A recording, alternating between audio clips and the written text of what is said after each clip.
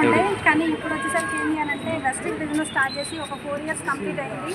Normal home మేకర్గా ఉన్న నాకు అప్పుడు ఏంటి అని అంటే ఇంట్లో ఉండి చిన్న చిన్న పనులు టైలరింగ్ చేస్తూ ఉండేదాన్ని, చీరల బిజినెస్, శారీస్ అమ్ముతూ ఉండేదాన్ని అనమాట.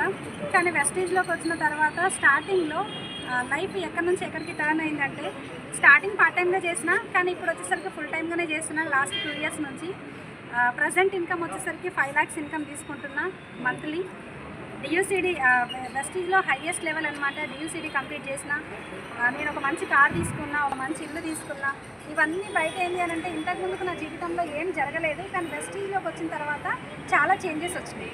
కానీ ఇప్పుడు నేను కార్ తీసుకోవడం కాదు, ఆల్మోస్ట్ మన ఆర్గనైజేషన్లో మన టీంలో ఏంటి అని అంటే 29 కార్స్ రావడం జరిగిందనమాట.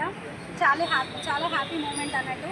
ప్రతి ఒక్కరికి అవకాశం ఉంది. ఎవరైనా నిరుద్యోగులు ఉంటే అంటే ఆల్రెడీ మీ పనులు, మీ జాబ్లు, మీ బిజినెస్ ఏది చేసినా కానీ